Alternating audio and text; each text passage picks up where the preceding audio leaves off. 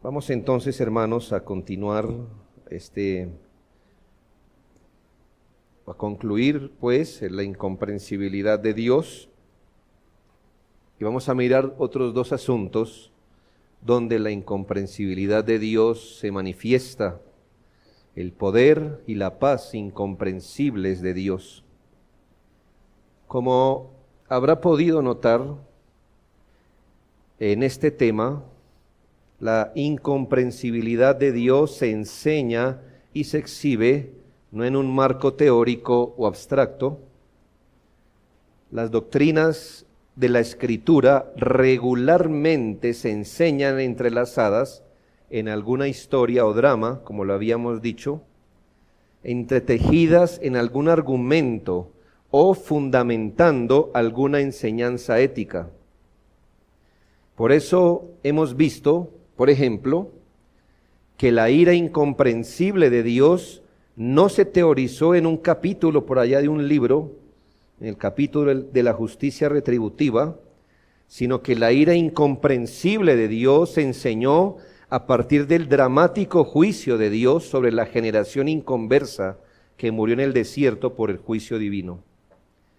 Vimos que el conocimiento de Dios, el conocimiento incomprensible de Dios, no se abordó en una parte abstracto, sin ninguna aplicación, sino desde el asombro de un creyente al ver las maravillas de Dios en su concepción y desarrollo en el vientre, lo que le llevó a considerar también algunos asuntos éticos, o el conocimiento incomprensible visto desde la queja del pueblo de Dios, ese reclamo de si acaso Él los había olvidado, o desde la exhortación a un pueblo infiel. En fin, lo que quiero decirles es que nunca la palabra de Dios teoriza sin ningún fundamento, todo está entrelazado.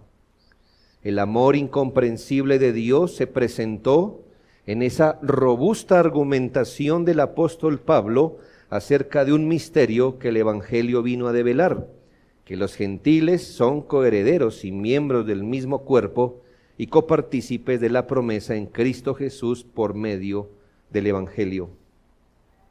¿Cómo es? Dice el apóstol, parafraseándolo, que Dios, habiendo planeado una salvación tan grande, primero recoge a las ovejas de Israel, luego se vuelve a los gentiles para formar un solo pueblo, el cual en la mente de Dios era el producto de su amor en la eternidad. Entonces el tema del amor incomprensible de Dios se relaciona ahora en una oración del apóstol por los creyentes para que judíos y gentiles puedan comprender el amor salvador con que han sido amados eternamente y que los ha convertido en un solo pueblo donde Cristo es su cabeza y plenitud. Y así, hermanos, aprendamos a reconocer, pasa lo mismo, por ejemplo, con la doctrina de la Trinidad, de la predestinación para salvación, la deidad de Cristo, no se tocan como temas en sí mismos, desconectados de algo, sino que la Biblia los enseña entrelazados y nos arrojan a ciertas implicaciones o conclusiones. Siguiendo con el tema de la incomprensibilidad en la naturaleza de Dios, consideremos como cuarto el poder incomprensible de Dios.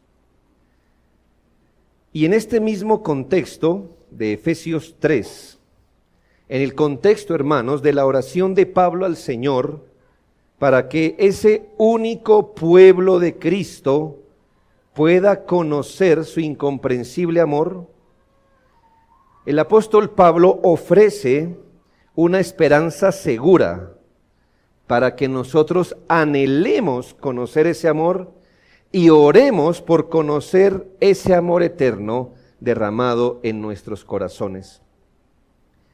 ¿Y cuál es, hermanos, esa esperanza o ese aliciente con el que el apóstol Pablo dice, mire, es necesario que anhelen conocer más del amor de Dios. Es necesario que oren por conocer más el amor de Dios que ha sido derramado en sus corazones. ¿Cuál es el aliciente? que el apóstol Pablo dice que si eso es lo que anhelamos y eso es lo que pedimos, el Señor nos puede llevar a comprensiones más altas y profundas de su amor. Efesios 3, 20 y 21 dice: y aquel que es poderoso para hacer todas las cosas mucho más abundantemente de lo que pedimos o entendemos, según el poder que actúa en nosotros, a Él sea la gloria en la iglesia, en Cristo Jesús, por todas las edades, por los siglos de los siglos. Amén. Usted puede ver, hermanos, que este texto, así arrancado, a la fuerza de su contexto, ha servido para sustentar cualquier tipo de anhelo o cosas así. Entonces dicen, no tengo trabajo, ore al Señor, que Él es mucho más poderoso para hacer todas las cosas mucho más abundantemente de lo que pedimos o entendemos. Algo así como un trabajo mejor le tendrá Dios. Siga orando, que Dios es más poderoso. Y así con cualquier cosa terrenal. Y aquí el principio de principios, hermanos, siempre va a ser que las Escrituras deben ser entendidas en el contexto en que están siendo dadas. Es una hermosa promesa de que Dios es poderoso para hacer todas las cosas mucho más abundantemente de lo que pedimos o entendemos. Y en los versículos atrás, ¿qué es lo que se está pidiendo? En los versículos atrás, ¿qué es lo que el apóstol Pablo está pidiendo? Esta mañana lo vimos.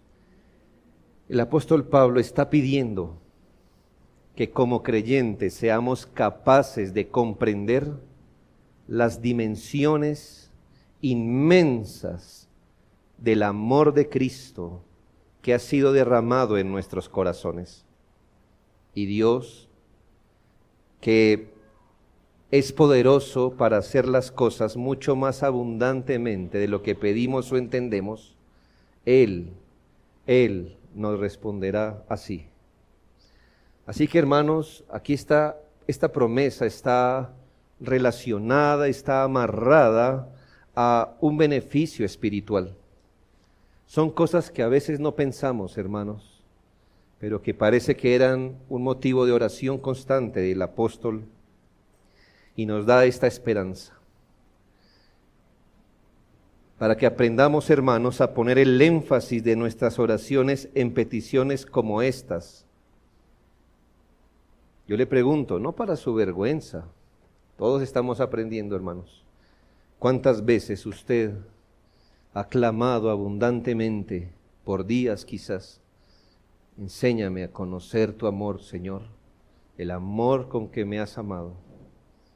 Y ha apreciado cómo Dios, que es mucho más abundante en su poder, le ha llevado a mejores y mayores comprensiones de su amor. ¿Verdad que no? No es común. Pero hermanos, son este tipo de oraciones las que deberíamos estar haciendo. El apóstol Pablo dice que no cesa de orar por ellos, por este motivo. Es como si el apóstol Pablo viera cosas que no vemos nosotros, como si él viera una serie de asuntos prioritarios que usted y yo no vemos. Aprendamos a ver, hermanos, este tipo de cosas así, porque son las cosas que realmente nos llenan de plenitud. Aprendamos a mirar ya, hermanos, usted ha recorrido un tramo en la fe, empiece, hermano, a anhelar los niveles más profundos del trato de Dios con usted. Está bien ya, está bien. Está bien, estas cosas básicas del Evangelio están muy bien. Pero hermanos, ya usted que ha recorrido un tiempo en Cristo, ya es mejor que empiece a anhelar las cosas más profundas de su fe. Ya usted entiende que Cristo nos ama, que Dios nos ama, perfecto. Ya usted entiende que el amor de Dios ha sido derramado en los elegidos desde la eternidad, perfecto. Que el amor de Dios se manifestó en mayor manera en la cruz, perfecto. ¿Ya acabó? No. Esto es más profundo, hermanos, y que Dios nos dé esa gracia. Ahora, en este texto, ¿en dónde usted ve que está puesta la incomprensibilidad? ¿En dónde? ¿Dónde está lo incomprensible de Dios en este texto? Bueno, pues le hice la pregunta, pero ya le había dado el título, ¿no? Muy bien. Dice que Dios, espero que no se pierda en la argumentación, que Dios es poderoso y puede darnos en superabundancia apreciaciones más profundas de su amor, según el poder que actúa en nosotros. Entonces vemos en este texto un despliegue del poder incomprensible de Dios, respondiendo las oraciones de su pueblo para que seamos llenos de toda plenitud de Dios, de una manera que supera nuestro entender. Esto es, hermanos, que el poder de la verdadera religión, venida y energizada por Dios, supera mucho más abundantemente los límites de nuestras facultades racionales. Ciertamente, hermanos, el Espíritu Santo opera al nivel de la conciencia y el entendimiento. Es verdad. Y cuando leemos en la palabra de Dios acerca de su amor, del gran amor con que hemos sido amados, de las múltiples muestras de su amor, el Espíritu Santo está operando al nivel de nuestra conciencia y entendimiento, y de eso no hay duda. Y sin embargo, el texto dice que hay profundidades incomprensibles en la manera como ese poder divino opera en los creyentes, llevándolos a Cristo, llevándolos más a Cristo y llevándolos a que hallen toda plenitud en Él. Dos consideraciones con respecto a este texto. El poder incomprensible de Dios alimenta la verdadera religión en nuestros corazones. Ese poder incomprensible de Dios que actúa en nosotros alimenta la verdadera religión en nuestros corazones. Es decir, hermanos, que muchas cosas son explicadas solo cuando entendemos que hay un poder incomprensible actuando en nosotros en niveles muy profundos. Hay muchas cosas que nos dan sentido y entendemos, solo si entendemos que un poder incomprensible como el de Dios está alimentando la verdadera religión en los creyentes. Por ejemplo, hermanos, el poder incomprensible de Dios explica la manera incomprensible en la que fuimos llevados a Cristo. Usted y yo conocemos solo parte de la historia. Probablemente, si yo le pongo a pensar, cuando usted fue traído a Cristo, usted pueda dar una razón más o menos básica y somera. Y claro, usted puede quizás rastrear de alguna manera cuando el poder de Dios actúa en usted llevándolo a Cristo. Ya usted sabe hoy día que usted no vino por usted mismo, por su propia capacidad y poder.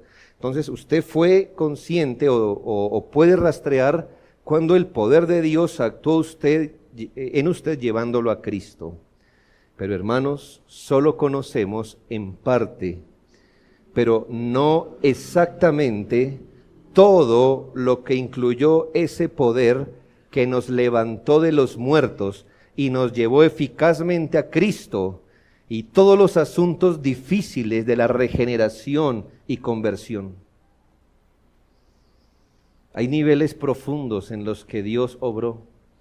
Usted solo fue consciente de cierta parte de esta historia, de cómo usted fue llevado a Cristo, pero usted debe aceptar que hay muchas cosas de esa historia que superan nuestra capacidad. Cuando Dios empezó a hacerle dar algún sentido en su mente el Evangelio, por ejemplo. Cuando usted empezó a ser levantado de los muertos, o cuando usted fue levantado de los muertos, ¿O cómo fue que operó ese poder en usted? Hay muchas cosas que no entendemos cómo el Señor las obró. Asuntos difíciles de la regeneración, asuntos complejos de la conversión, que literalmente nos hacen unirnos a ese himno que cantamos nosotros, que dice: no sé cómo es que su espíritu convence al hombre de su error, ni sé cómo obra en el corazón creando fe en el Señor. Eso lo cantamos, ¿no? No sé exactamente cómo ese poder de Dios obró en mí.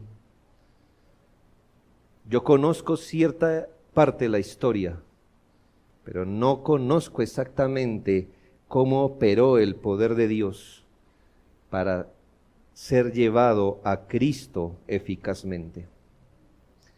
Esto también explica el poder incomprensible de Dios, explica la lealtad inquebrantable de un creyente hacia Cristo y su compromiso que mantendrá hasta el final de ser su discípulo. ¿Cómo explicamos, hermano, que un creyente mantenga su lealtad inquebrantable hacia Cristo y se mantenga firme en sus compromisos hasta el final? ¿Cómo explicar estas cosas? Somos testigos solo de cierta parte, pero el apóstol dice que eso se debe a un poder incomprensible que está actuando en nosotros. Hay muchas conexiones en nuestra vida espiritual.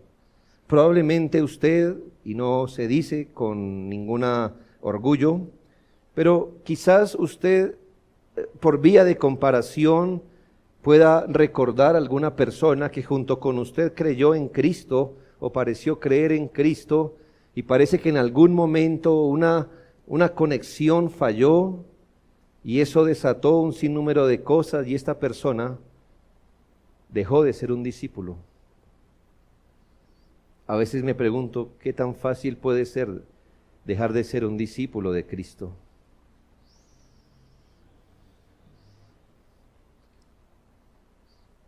Hemos sido testigos por los años, hermanos, de ver, por ejemplo, me recuerdo algunos casos de una mujer muy, muy comprometida ante el Señor, que creo que si usted le cortaba una vena, salía servicio por ahí, servicio al Señor.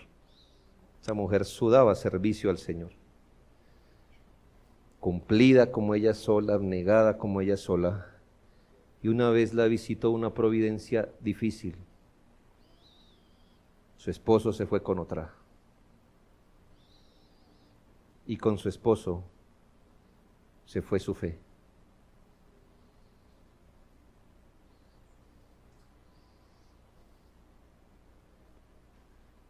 Y a veces uno piensa, ¿es tan fácil como que una cosa pase y ya? ¿Y hasta ahí fui un discípulo de Cristo?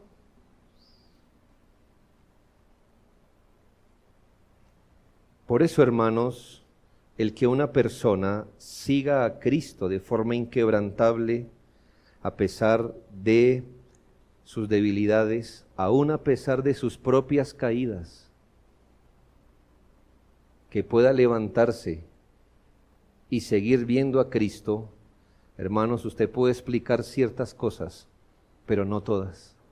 Hay un poder incomprensible actuando al nivel de su corazón, manteniéndolo hasta el final como discípulo de Cristo.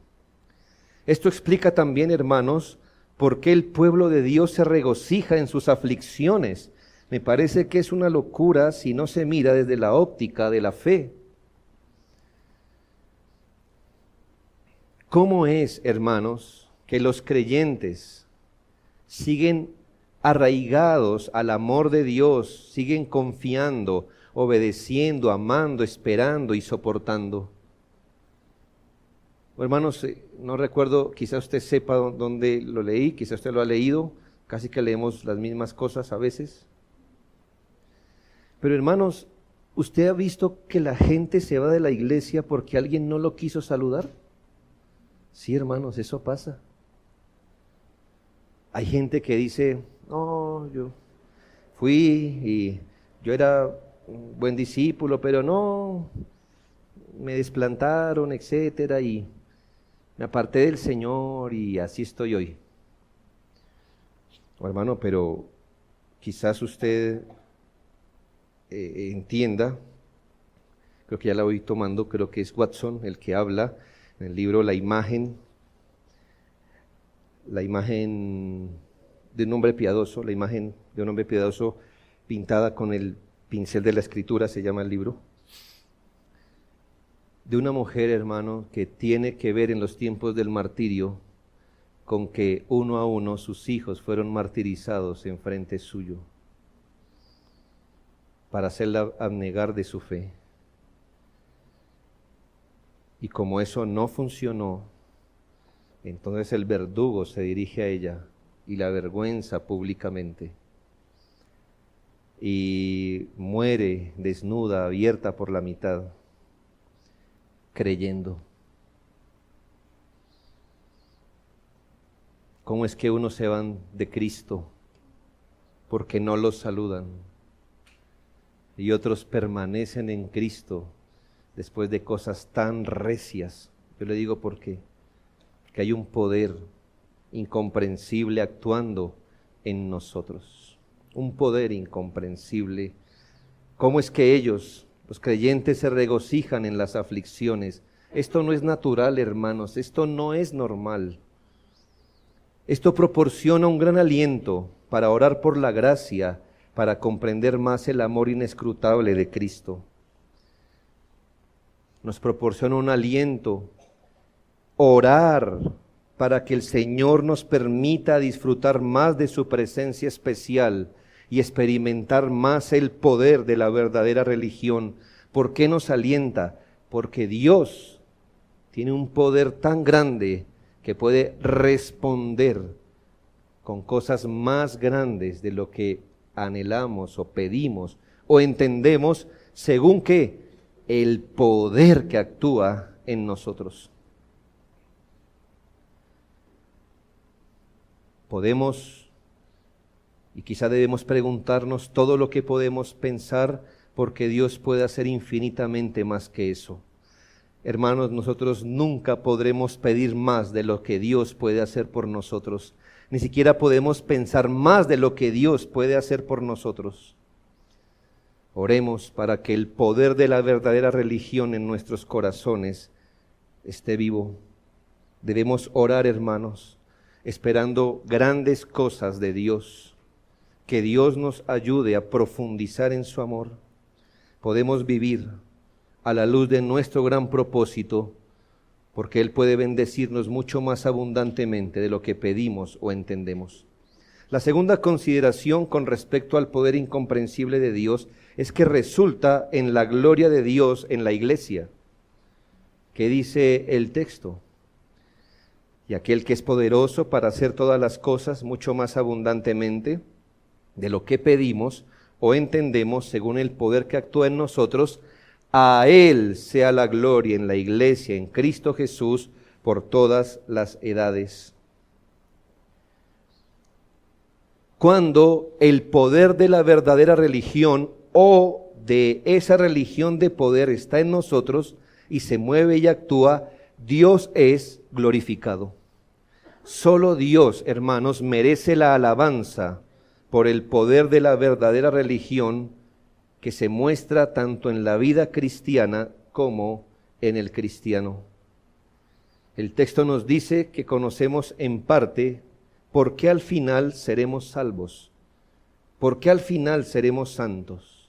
Nos dice que podemos aún entender el papel de los medios como la oración, pero al final habrá muchas cosas encima de nuestro entendimiento que no pudimos dimensionar y que son efectivamente razones por las que fuimos salvos. Probablemente algunas de estas cosas Dios nos las deje conocer en la eternidad. Y por ejemplo nos muestre cuántas veces estuvimos a punto de caer por nuestra torpeza y Él atravesó su mano y nos volvió al redil. cuando usted empieza a conocer un poco más del poder que actúa en nosotros, hermano, le dará gloria a Dios en todas las cosas. A Él sea la gloria por ese poder. Esto nos llevará a la gratitud eterna, y nos provee un aliciente para glorificarle aquí.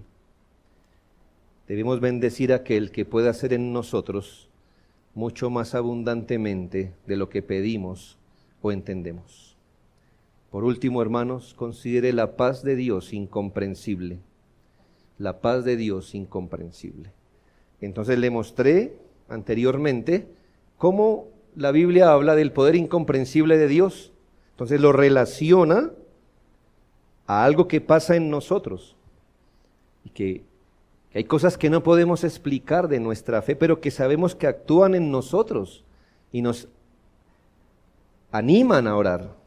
Ahora considere cómo el apóstol relaciona la paz incomprensible de Dios. Hace ya algún tiempo, más de 100 años, el estadounidense William Dexter Cornell, de orientación metodista, por allá para el año 1889, compuso un himno de 5 estrofas basado en Filipenses 4:7, llamado Paz, paz, cuán dulce paz. Un mexicano, Vicente Mendoza, también de tendencia metodista, nació por allá en 1875 en Guadalajara, hizo la adaptación de este himno al español. Su primera estrofa y el coro dicen así: en el seno de mi alma hay una dulce quietud, se difunde embargando mi ser, una calma infinita que solo podrán los amados de Dios comprender. Paz, paz, cuán dulce paz, es aquella que el Padre me da. Yo le ruego que inunde por siempre mi ser en sus ondas de amor celestial. Agarró el punto este hermano. Filipenses 4:6 y 7 dice: por nada estéis afanosos, sino sean conocidas vuestras peticiones delante de Dios en toda oración y ruego con acción de gracias. Y la paz de Dios, que sobrepasa todo entendimiento. Otra vez, otra cosa que sobrepasa nuestro entendimiento. Son muchas cosas que sobrepasan nuestro entendimiento, ¿no le parece? Que el amor de Dios sobrepasa nuestro entendimiento. Que el poder de Dios sobrepasa entendimiento. Que sus pensamientos sobrepasan nuestro entendimiento. Que su ira sobrepasa nuestro entendimiento. Que su paz sobrepasa todo entendimiento. Guardará vuestros corazones y vuestros pensamientos en Cristo Jesús. Así como el amor de Cristo sobrepasa todo conocimiento, la paz de Dios sobrepasa todo entendimiento. Dice la paz de Dios, aquí entiéndase la paz que Dios da, la paz de Dios. Dios puede dar paz porque Él es un Dios de paz. Bueno, le voy a hacer una pregunta esta tarde. ¿Cómo se llama ese atributo? ¿Cómo se le conoce al atributo de Dios donde se dice que Él es un Dios de paz? Bueno, es una pregunta buena. ¿Cómo? No. Un atributo de Dios que nos dice que Él es un Dios de paz. Ajá, bien. Se le llama la serenidad de Dios. La serenidad de Dios. El atributo de la serenidad de Dios significa que Él es infinitamente seguro y tranquilo en sí mismo. ¿Sabe, hermano? No hay nadie más sereno y tranquilo que Dios. Este atributo nos dice que no hay nada ni nadie que altere a Dios. Él no es un humano. ¿Usted por qué se altera? O más bien, ¿usted por qué pierde la paz? ¿Qué cosa le perturba la paz? ¿O por qué usted encuentra quebrada su paz? Cualquier cosa que usted me diga en este momento mentalmente, abrumadoramente, sepa que no le pasa a Dios. ¿Me hago entender? No le pasa a Dios. Por ejemplo, usted pierde la paz porque hay un asunto que pasó y usted no tenía previsto, ¿verdad? ¿Le pasa eso a Dios? No, pues Él ha decretado la historia. Entonces usted pierde la paz porque alguien le ofendió y le dijo que usted era feo. Probablemente algo tenga de verdad.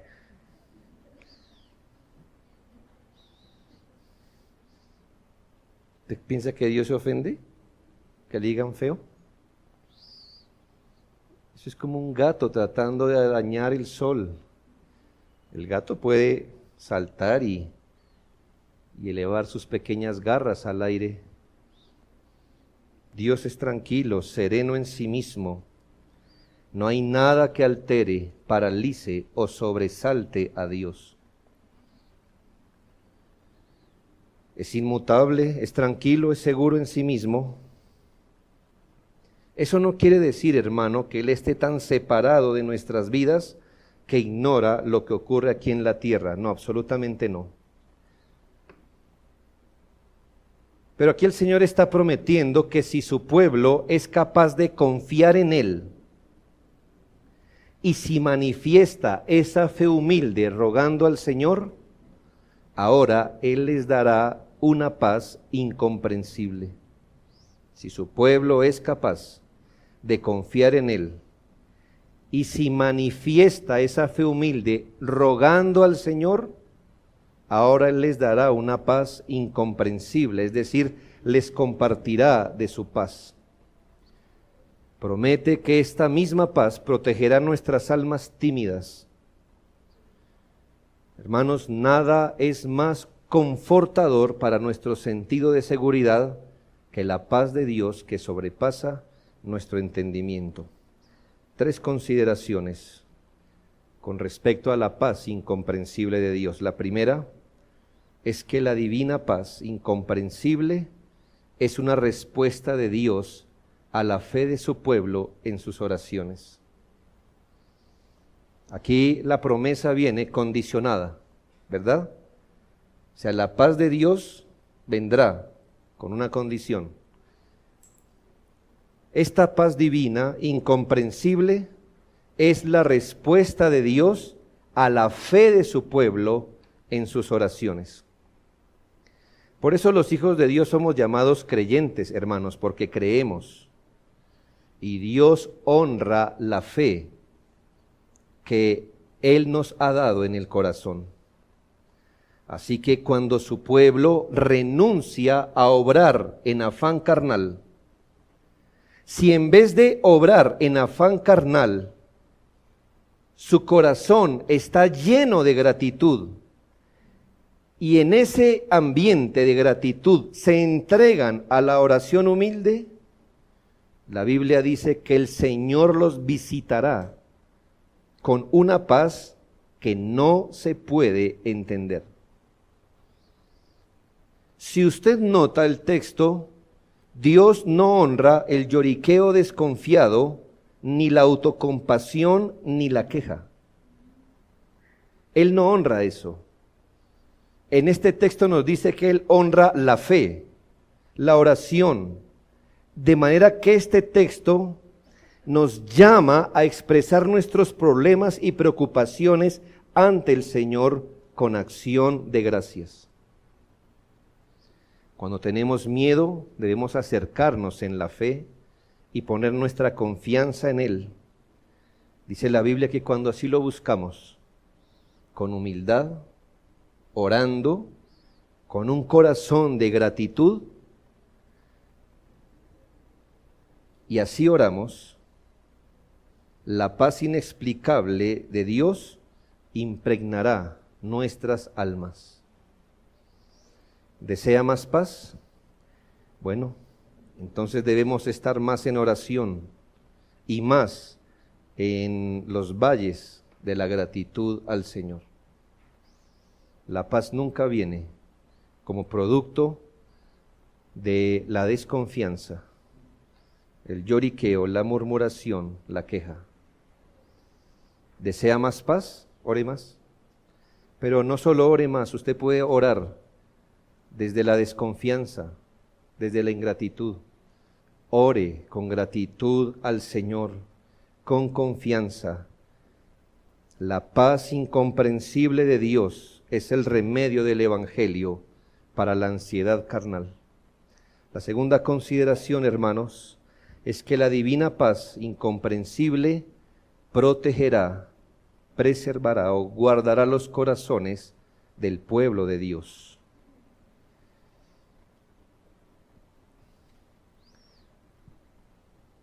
La divina paz incomprensible protegerá, preservará o guardará los corazones del pueblo de Dios. Es algo hermoso ver lo que hace la paz de Dios. Escuche, la paz de Dios. Y aquí es cierto, hermanos, que hay una paz que podemos experimentar que no es de Dios. Y no queremos esa paz, porque esa paz, si no es de Dios, pues no guardará nuestros pensamientos y corazones. Al renunciar a la ansiedad carnal y al lloriqueo y a la conmiseración incrédula, e ir con fe humilde y agradecida al Señor, la paz del Señor nos envolverá. ¿Qué dice allí? Y la paz de Dios, que sobrepasa todo entendimiento, guardará vuestros corazones y pensamientos. Mire lo que hace la paz de Dios. Entonces renunciamos a la ansiedad carnal, a la murmuración, a la incredulidad. Con fe humilde y un corazón agradecido nos dirigimos al Señor.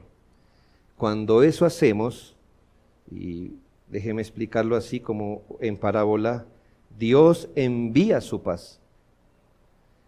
Y la paz de Dios es enviada para abrazar. Mire lo que dice la Biblia, ¿qué abraza la fe? Vuestros corazones y vuestros pensamientos. Qué hermoso es esto, porque ¿dónde se planta la ansiedad y la incredulidad? Si no es en el corazón y en el pensamiento. Cuando hay cosas que nos afanan, es como si no las pudiéramos sacar de la cabeza. Como que nos martillan el corazón, como que si no pudiéramos pensar en otra cosa que no fuera eso. Pero cuando usted va con fe humilde al Señor, con acción de gracias, el Señor manda su paz y abraza justamente donde está la raíz de la ansiedad, que es el corazón, el pensamiento.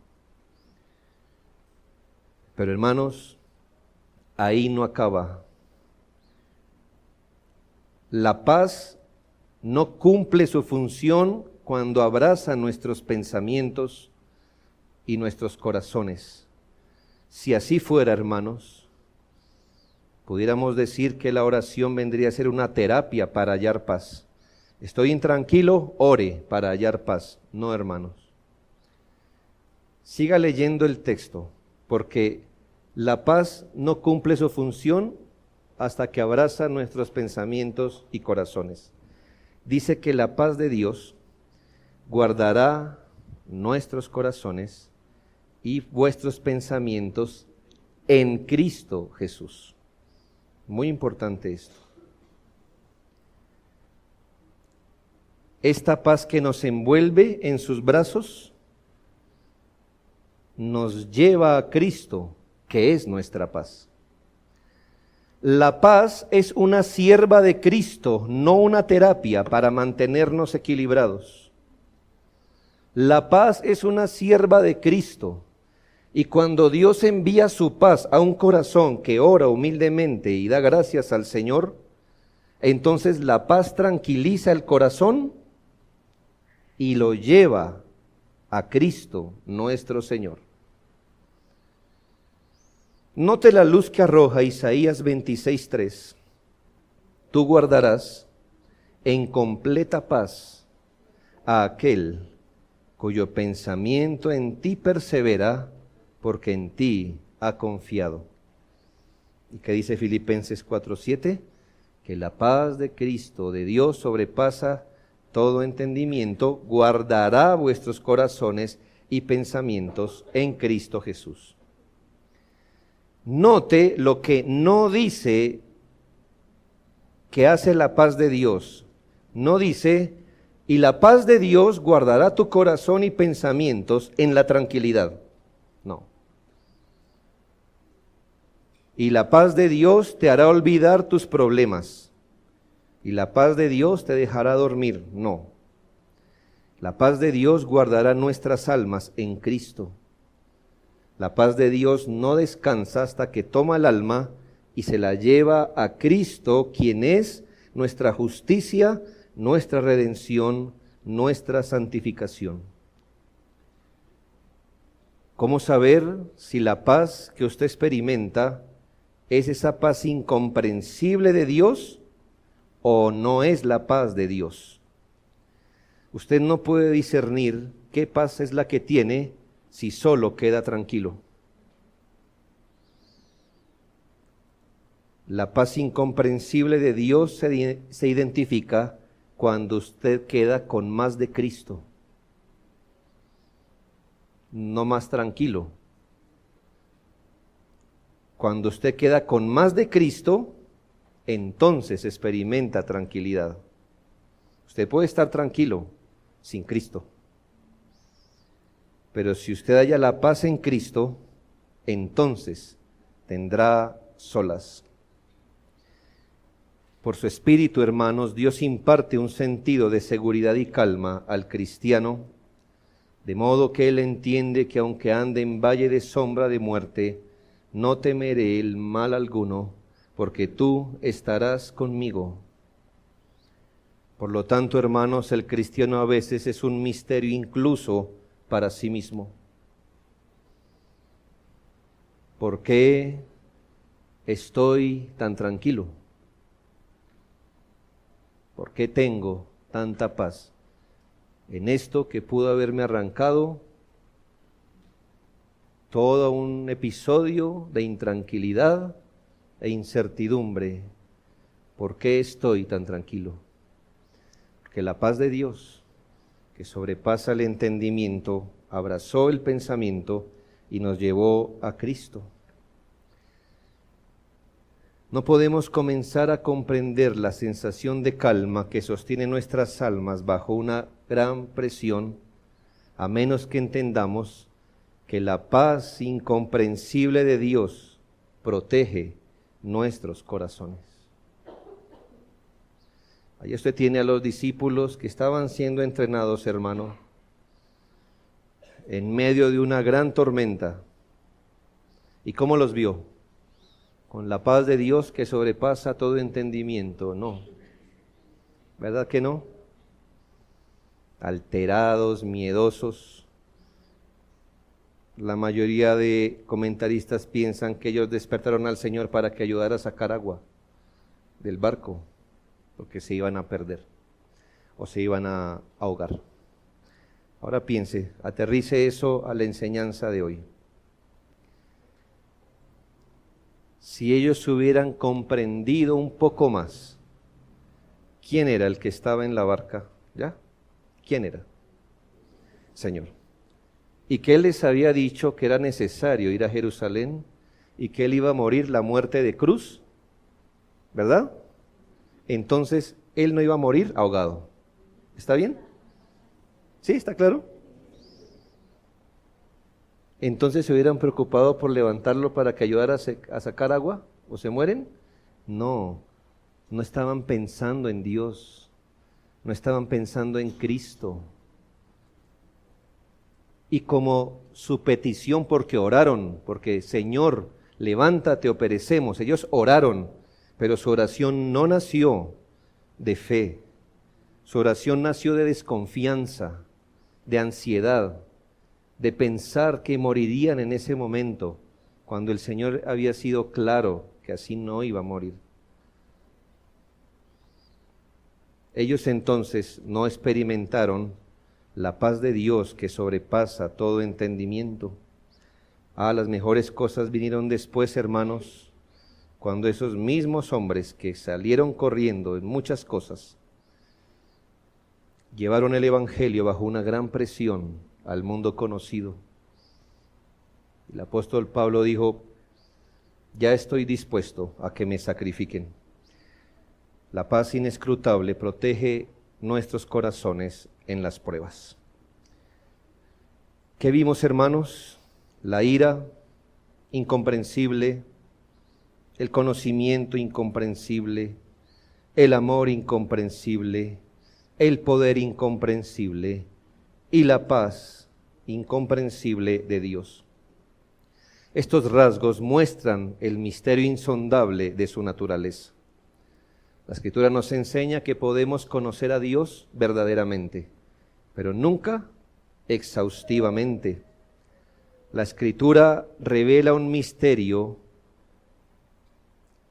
ya sea que nos centremos en la vida eterna de Dios, el poder infinito, las facultades ilimitadas de su mente, la voluntad, el afecto, las virtudes morales de Dios en Trinidad.